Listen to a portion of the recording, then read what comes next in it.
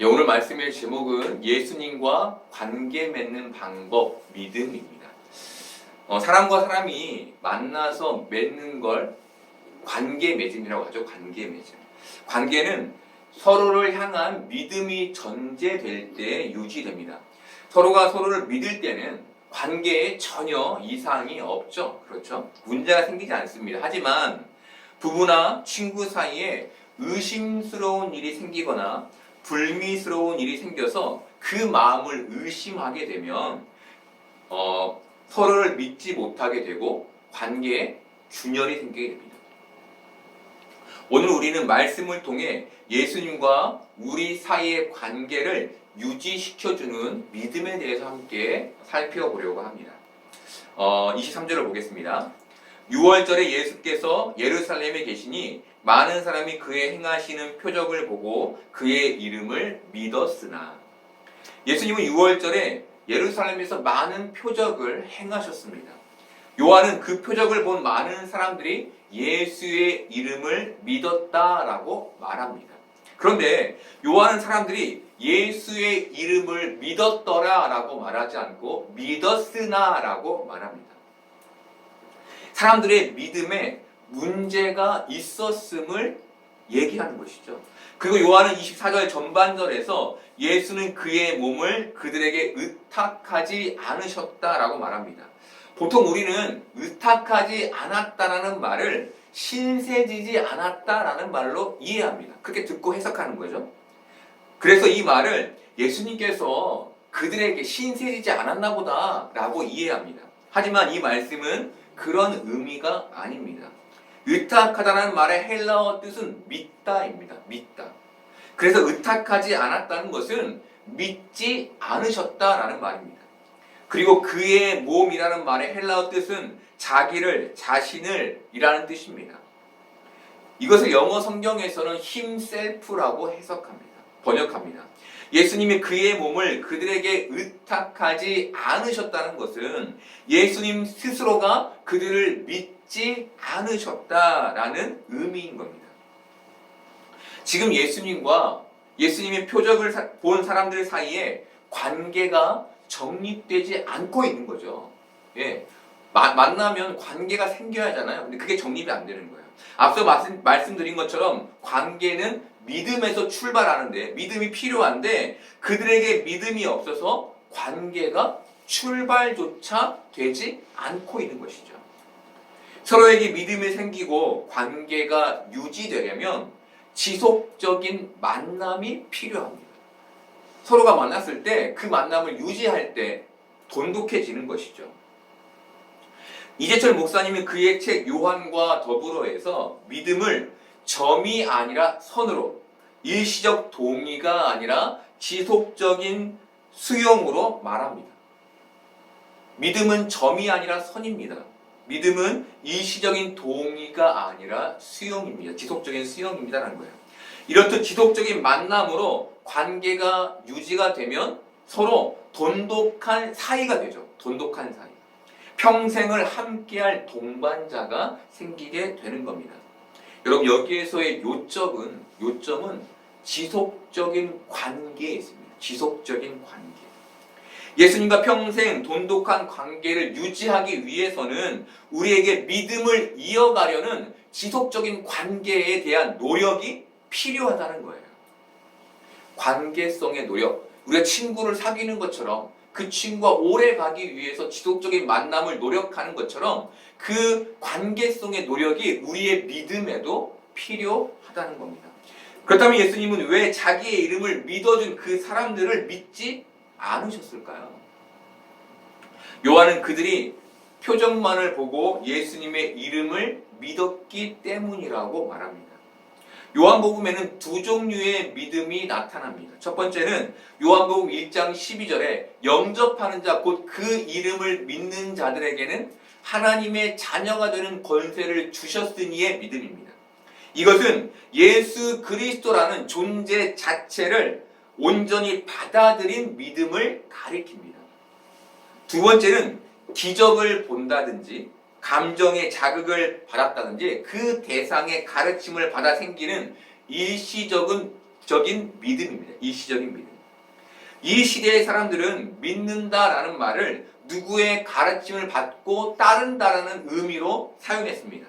그래서 바울이 사도행전에서 자신을 소개할 때 나는 가말리엘의 문화생이다라고 소개한 것이죠. 자기 선생의 이름을 이렇게 앞에 붙인 겁니다.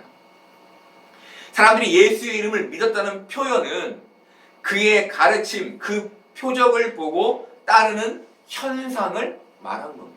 그 눈에 보이는 가시적인 것 때문에 예수님을 따랐다는 것이죠. 그래서 예수님은 자신을 존재 자체로 받아들이지 않은, 존재 자체로 믿지 않은 그들에게 자신을 의탁하지, 그들을 믿지 않으셨던 겁니다. 우리는 주위의 사람들이 누군가를 좋아하거나 사랑하게 되면 야, 너 그 사람 뭐가 그렇게 좋아? 라고 물어봅니다. 그렇죠. 대부분 그렇게 물어보죠. 그런데 이 질문은 현실적인 질문이지만 이상적인 질문은 아닙니다. 왜냐하면 사랑이란 그 존재 자체를 받아들이는 것이기 때문입니다. 사실 외모가 너무 좋아. 성격이 너무너무 좋아. 자상해. 나에게 저 사람만한 사람이 없어. 등과 같은 것은 일종의 표적입니다. 표적. 이것은 그의 존재를 받아들이기 위한 이정표와 같은 거라는 거예요. 이정표. 그런데 사람들은 그것 때문에 결혼하고 결혼해서는 그것 때문에 힘들어합니다. 왜일까요? 자신이 원했던 그 좋은 모양들이 결혼 내내 유지되는 게 아니기 때문이죠. 김창옥 강사는 남자건 여자건 모국어가 좋은 사람을 만나라라고 강의합니다. 모국어가 좋은 사람을 만나라. 말이 예쁜 사람을 만나라는 겁니다. 언어는 부부가 아니면 관계를 맺는 모든 친구들과 함께 하는데 굉장히 중요한 요소입니다. 그래서 건강하고 예쁜 언어는 부부 사이를 풍성하게 만들고 친구 사이를 돈독하게 만들어줍니다. 그래서 좋은 부부관계, 좋은 친구관계를 유지하려면 건강하고 예쁜 언어를 사용하려고 노력해야 합니다. 서로를 향한 노력이 필요한 것이죠. 그런데 여기에서 중요한 것은 건강한 언어의 목적입니다. 건강한 언어의 목적. 건강한 언어는 상대방을 존중하는 태도, 바로 그 사람 자체를 받아들이는 마음에서 나온다는 거예요. 마찬가지로 믿음이 바로 예수님 존재 자체를 받아들이는 건강한 목적이 된다는 겁니다. 우리가 믿음을 노력할 때 예수님 자체를 건강하게 받아들일 수 있게 되는 거예요. 여러분, 이거 굉장히 중요한 얘기입니다. 여러분, 표적은 이정표예요. 그 이정표로 우리가 하려고 하는 것은 그 사람 자체를 받아들이는 겁니다. 믿음이 예수님을 그렇게 존재 자체로 받아들이는 목적을 갖고 있다는 거예요. 우리는 이것을 위해서 노력해야 한다는 겁니다. 표적을 보고 예수님을 따르는 사람들은 예수님의 존재 자체를 받아들인 게 아니었습니다. 다른 말로 그들은 예수님을 사랑한 게 아니었다는 거예요. 예수님의 존재 자체를 믿지 않았다는 거예요. 그들은 예수님의 능력, 예수님의 힘, 예수님의 권세를 믿었습니다. 그래서 예수님께서도 자신의 존재를 사람들에게 의탁하지, 그들을 믿지 않으셨던 겁니다. 여러분, 우리가 예수님과 믿음을 돈독히 해 나갈 수 있는 방법은 간단합니다. 그 방법은 지속적으로 예수님의 존재 자체를 우리 안에 수용하는 겁니다. 수용. 예수님의 존재 자체를 계속 내 안에 수용하려고 노력하는 것. 믿음이라고 하죠. 그걸 노력하는 거예요. 수용은 받아들여서 내 것 삼는 것을 의미합니다. 받아들여서. 이미 우리는 사실 예수님을 수용했죠. 그렇죠? 우리는 예수님을 영접했습니다. 그래서 수용한 거예요. 그런데 우리는 물질, 출세, 이익이라는 현실의 문제 때문에 예수님을 잊을 때가 많아요.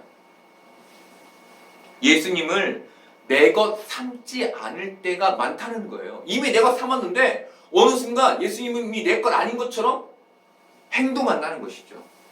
출애굽 시기에 이스라엘 백성들은 하나님의 은혜와 사랑 가운데 출애굽하게 됐습니다. 하지만 그들은 자주 그 사실을 광야의 여정 가운데 잊었죠. 그리고 하나님을 원망했습니다. 현실 속에서 그들이 하나님의 구원의 은혜와 사랑을 자주 수용하지 못했다는 거예요. 자주 잊었다는 거예요. 그 현실이 담고 있는 하나님의 은혜와 뜻을 깨닫지 못하고 현실만 봤다는 거예요. 현실만. 그 순간순간마다 어려움이 닥치면 하나님을 내 것 삼지 못했다는 겁니다. 하나님은 그의 열심으로 아브라함을 믿음의 조상 만드셨습니다. 자신의 아내를 누이라고 속이는 일과 자신의 조카와 멀어지게 되는 일 등 그 아브라함에게는 현실적인 문제들이 굉장히 많았습니다. 그런데 하나님은 그 사건에 개입하심으로 아브라함을 믿음의 사람 되게 만드셨습니다. 이것을 다른 시각으로 보면 아브라함이 하나님의 말씀을 수용했다는 의미입니다. 그리고 이것을 우리의 시각으로 보면 아브라함이 사건 속에서 하나님의 뜻을 찾았다는 의미입니다. 여러분, 이 의미가 되게 중요합니다. 하나님은 우리의 삶에 그의 은혜와 사랑으로 개입하고 계십니다. 그러면 우리가 그것을 우리의 마음에 내 것 삼으면 되는 거죠. 그 내 것 삼는 방법이 뭐냐면 그 사건 속에서 하나님의 뜻을 발견하는 것에 있는 겁니다. 그것을 단지 원망과 불평과 짜증으로 넘겨내는 것이 아니라 그 안에서 하나님을 발견할 때 우리가 하나님을 수용하게 되는 것이죠. 하나님을 내 것 삼으라는 겁니다. 그때마다. 여러분, 지금 하나님이 이 현실에서 우리를 이렇게 인도하고 계신 겁니다. 지금 우리에게 일어나는 수많은 일들이 다 하나님의 열심에서 비롯된 우리의 믿음을 성장시키시는 하나님의 인도이며 개입인 거예요. 그것을 우리가 지속적으로 내 것 삼아 수용할 때 우리의 믿음이 성장하게 되는 겁니다. 그런데 중요한 게 있습니다. 그것은 우리의 삶에 일어나는 작은 사건과 큰 사건, 그리고 그 모든 사건에 있는 하나님의 뜻과 섭리를 발견할 때 그 중심에 구원의 은혜를 발견하게 된다는 것이죠. 하나님에 대해서 지속적으로 내 것 삼을 때 그때야 비로소 하나님의 은혜가 구원에 있음을 본질적으로 깨닫게 된다는 거예요. 그리고 그때야 비로소 우리의 믿음이 성장하게 되는 겁니다. 우리의 믿음이 이 현실의 어려움 가운데 흔들리죠. 그런데 이에 흔들리지 않고 꼿꼿이 굳게 서서 나갈 수 있는 상태에 이르게 되는 것이죠. 왜? 하나님이 나를 구원하셨기 때문입니다. 이렇듯 우리가 이 현실에서 지속적으로 구원의 은혜이신 예수님을 발견할 때, 수용할 때, 내 것 삼을 때 우리의 믿음이 성장하고 예수님과 돈독한 관계를 유지해 갈 수 있게 되는 것이죠. 우리는 하나님께 기도를 합니다. 근데 이 기도는 예수님과 돈독한 관계를 지속할 수 있는, 예수님을 인격적으로 알게 해주는 아주 좋은 대화 방법입니다. 그런데 많은 사람들이 가진 기도의 방법은 일방적인 기도입니다. 일방적인 기도. 대화하기 위해 서로 마주보고 친구와 앉았는데 일방적으로 자기 얘기만 하고 일어나는 것과 같이 기도한다는 거예요. 사람들이 대부분. 이처럼 오늘 예수님이 행하신 표적을 본 사람들은 일방적이었습니다. 일방적. 예수님을 인격적으로 알고 받아들이려고 하지 않았던 것이죠. 사실 이들은 예수님과 인격적인 관계를 원하지도 않았습니다. 대신 이들은 예수님을 통해 자신의 필요를 채우고만 싶었던 것이죠. 그래서 일방적으로 따랐다는 거예요. 자, 여러분은 어떻습니까? 우리도 예수님과 일방적인 관계만을 맺고 있지 않습니까? 내 필요를 채우기 위해서만 기도하고 있지 않습니까? 하나님께 쏘아붙이는 기도는 하는데 들으려고 하지 않고 있지 않습니까? 여러분, 우리는 예수님과 인격적인 관계를 맺기 위해 그분의 존재 자체를 수용하려는 노력을 해야 합니다. 왜일까요? 예수님이 자신의 존재 자체를 수용하지 않는 사람들에게 자신을 의탁하지 않으셨기 때문입니다. 교회는 다니지만, 기도는 하지만 예수님이 함께하는 신앙이 아닐 수 있다는 겁니다. 형식적으로 여기 나와서 신앙생활을 하고 있지만 예수님과 거리가 먼 신앙일 수 있다는 겁니다. 어떤 할아버지가 오랜 시간 교회를 다니셨는데 돌아가실 때 예수님을 부인했다는 얘기를 들었습니다. 그런데 할아버지와 함께 살던 할머니는 할아버지 살아계실 때는 그렇게 예수님을 부인하다가 돌아가시면서 예수님을 시인했다는 얘기를 듣게 됐습니다. 여러분, 이 이야기는 우리가 예수님을 존재 자체로 받아들이고 있는지, 아니면 그분의 표정만을 바라고 있는지, 따르고 있는지를 돌아보게 하는 얘기입니다. 우리가 표정만을 따를 때 그분을 부인하게 될 수 있다는 것이죠. 요한은 예수님이 사람들을 의탁하지 않은 이유를 24절 후반절과 25절에서 이렇게 말합니다. 이는 친히 모든 사람을 아심이요 또 사람에 대하여 누구의 증언도 받으실 필요가 없었으니 이는 그가 친히 사람의 속에 있는 것을 아셨음이니라. 예수님이 사람들의 본 마음, 그 마음 속을 아셨다는 겁니다. 사람들이 예수님의 이름을 믿었던 것은 예수님의 표적이 자신들의 계산과 맞아 떨어졌기 때문이었다는 것을 주님께서는 아셨던 것이죠. 그들의 믿음이 지속적인 수용이 아닌 일시적인 동의에 지나지 않았음을 예수님은 아셨던 겁니다. 여러분, 그들은 믿음을 착각하고 있었습니다. 주님의 제자들은 주님과 함께 했고 주님이 보여주신 표적과 이적들을 곁에서 가까이서 경험했습니다.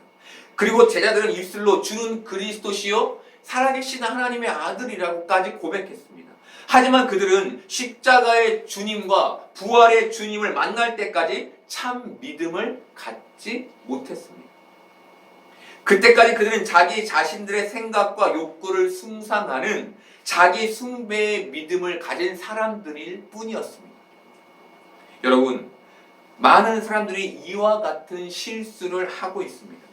이들은 자신의 욕구를 숭상하기 위해 가진 믿음을 진짜 믿음이라고 착각합니다.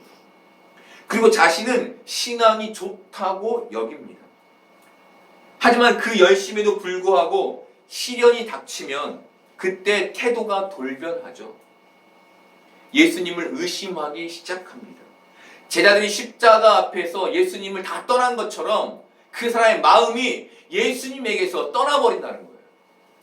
지금껏 나를 출세시켜줄, 성공시켜줄, 나의 피를 채워줄 그런 왕으로 모셔왔는데 그분이 그런 능력을 내게 보여주지 않을 때, 그런 능력이 내게 나타나지 않을 때, 그런 능력이 없는 것처럼 느껴질 때 이 마음이 예수님을 떠나버린다는 겁니다. 여러분, 믿음은 그리스도 존재 자체를 받아들이는 것을 말합니다. 연합을 말하는 겁니다. 연합. 예수님과 연합한 이들은 자신들에게 그리스도의 표적이 나타나지 않아도 그들에게 이루어진 십자가의 대속만으로 만족합니다. 왜입니까? 그것이 내게 있는 사랑의 가장 큰 표적이기 때문입니다. 그렇다면 성경에 나온 병든 자의 치유 사건, 아픈 사람이 낫는 이런 사건들, 이런 이적들이 보여주는 건 뭘까요? 하나님 나라의 모습을 보여주는 거예요. 하나님 나라의 모습. 마태복음 9장에는 12의 혈류증을 앓는 여인이 나옵니다. 이 여인의 마음에 예수님의 겉옷만 만지면 내가 낫겠다라는 믿음이 들어옵니다. 여러분, 누가 주신 거죠? 하나님이 넣어주신 겁니다. 그 여인의 마음에 그 믿음을, 그 순간. 그래서 그 여인이 그 믿음을 가지고 예수님의 겉옷을 만지게 되는 것이죠.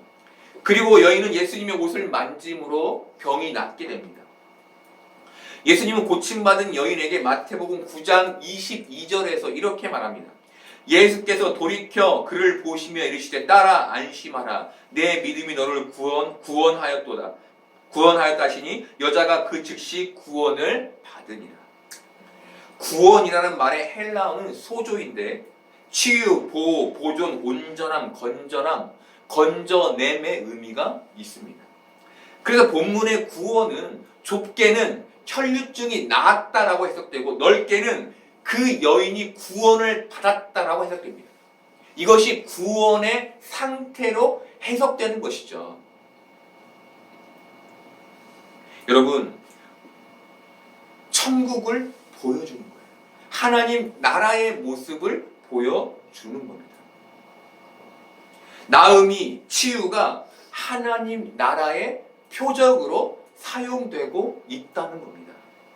마찬가지로 여러분, 우리에게 일어나는 모든 표적도 하나님 나라를 이정표하는 거예요. 근데 우리가 그 표적을 여기에 얻어서 이 땅에서 잘 살기를 바라면 그 표적은 표적의 일을, 목적을 상실하게 되는 겁니다. 우리가 이 땅에서 출세를 하게 됐어요. 기도해서. 하나님이 성공을 주셨어요. 우리가 병이 낫게 됐어요. 그러면 우리는 그걸 통해서 뭘 봐야 되는 겁니까?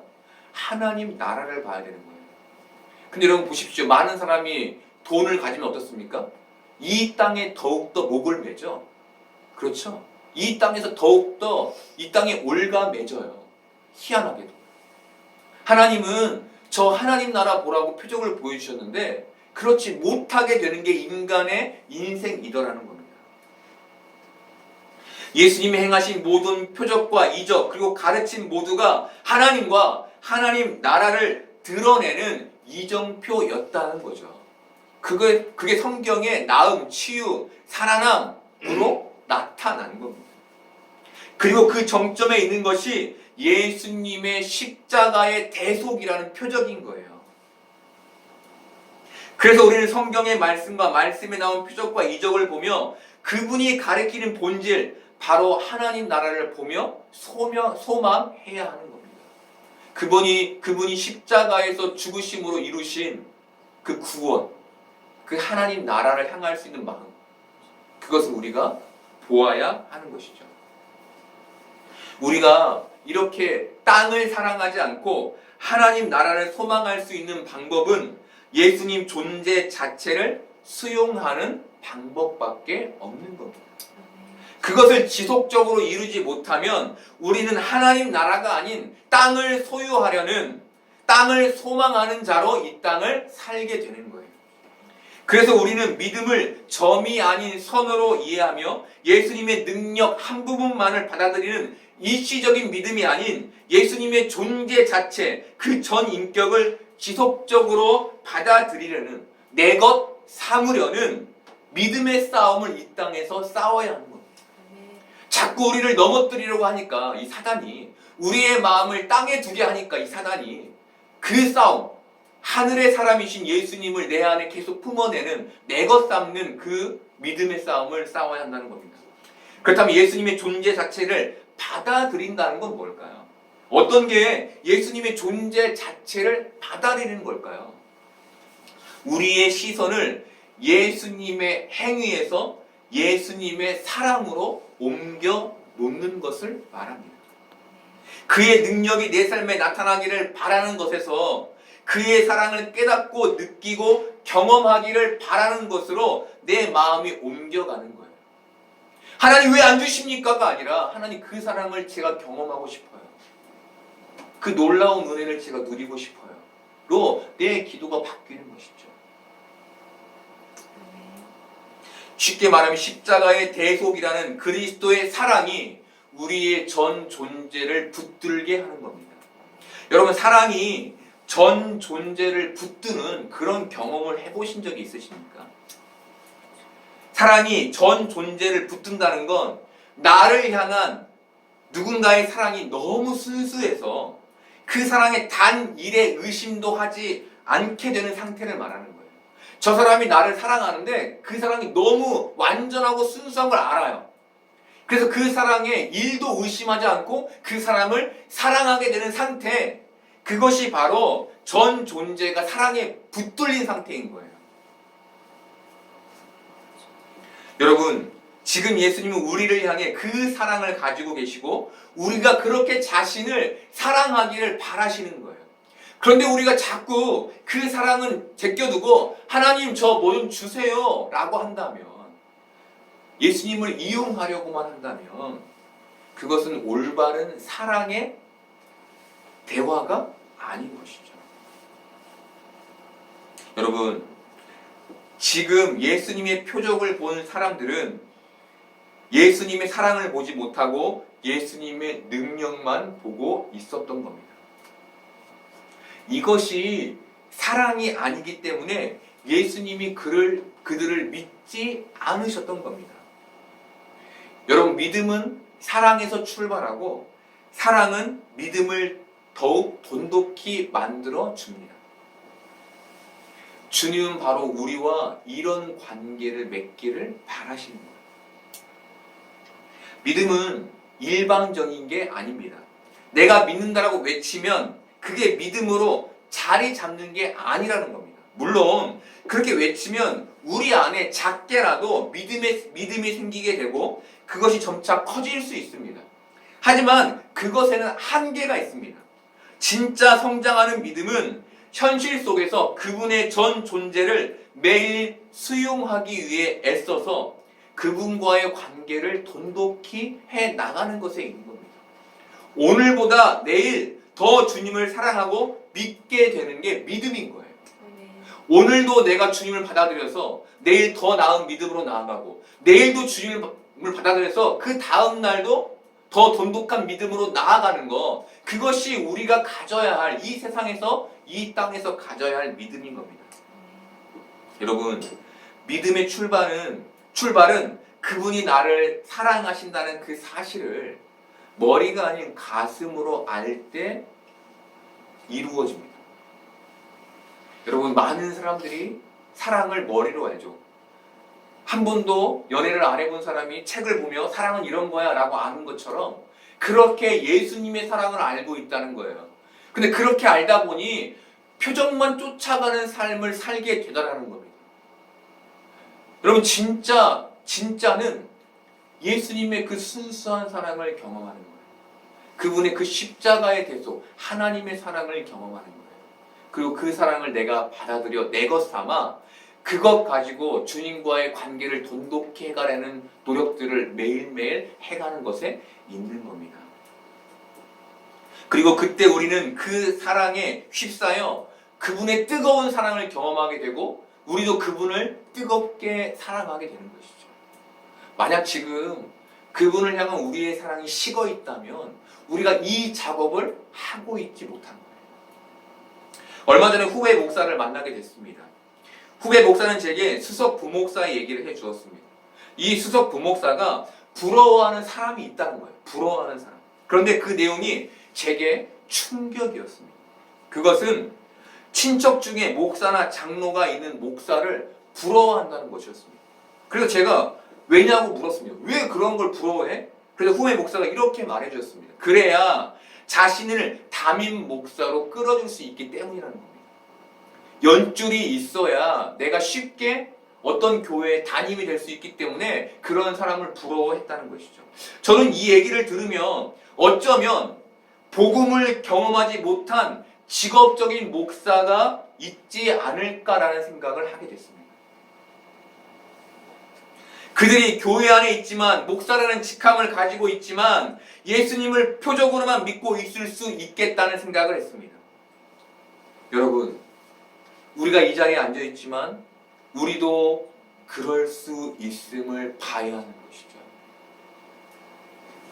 예수님을 존재 자체로 받아들이지 못한 사람들은 진짜 복음을 경험해 보지 못한 사람이 되는 거예요. 왜죠? 예수님께서 자신을 그 사람에게 의탁하지 않기 때문인 겁니다. 그분이 내 안에 들어와 계시지 못하기 때문인 거예요. 여전히 그분이 내 밖에 계시기 때문에, 내 것 삼지 못하기 때문에 우리는 진짜 복음을 하지 못하게 되는 겁니다. 여러분, 예수님을 복음으로 진짜 경험하지 못한 사람들도 신앙생활을 아주 열심히 합니다. 그들의 목적은 하나이죠. 자기 욕심을 채우기 위해서입니다. 세상의 출세, 세상의 자랑, 세상의 권세를 얻기 위해서 그들은 열심히 신앙생활하는 거예요. 주님은 그러니 너희는 먼저 그의 나라와 그의 의를 구하라. 그리하면 이 모든 것을 너희에게 더하시리라 라고 말씀하셨습니다. 너희가 하나님을 사랑하면, 그래서 그 나라와 의를 먼저 구하면 이 모든 것을 너희에게 더하겠다는 말씀이셨습니다. 하나님과 하나님 나라를 사랑하지 않으면 하나님과 그의 나라가 먼저가 될 수 없죠. 그렇죠? 우리에겐 사랑하는 게 먼저잖아요. 우리도 사랑하는 걸 먼저 하잖아요. 마찬가지로 예수님을 사랑하지 않으면 그가 내 삶의 먼저가 될 수 없는 거예요. 세상을 사랑하는데 하나님과 하나님 나라가 먼저일 수 없다는 겁니다. 그런데 많은 사람들이 그렇게 살고 있다는 거예요. 이것은 우리가 예수님을 사랑할 때, 그분이 먼저가 될 때 그분과 인격적인 관계, 믿음의 관계를 맺을 수 있음을 의미합니다. 여러분, 여러분에게 예수 그리스도의 사랑이 먼저이셔야 됩니다. 여러분이 먼저 되기 위해서는, 예수님이 먼저 되기 위해서는 예수님을 참 사랑해야 한다는 거예요. 하나님 예수님을 통해 우리의 구원을 완벽히 이루셨습니다. 이것이 모든 표적을 덮는 가장 큰 표적입니다. 여러분, 우리가 예수님을 사랑할 때 이 은혜를 누릴 수 있게 되는 것이죠. 여러분, 우리가 믿음으로 예수님과 지속적인 관계를 맺어서 구원의 은혜를 누릴 수 있기를 바랍니다. 그렇게 그 관계로 인해 다시 복음을 회복하게 되는 여러분들 되기를 바랍니다. 여러분, 우리가 참으로 먼저 예수님을 사랑하는 복된 사람이 되기를 소망합니다.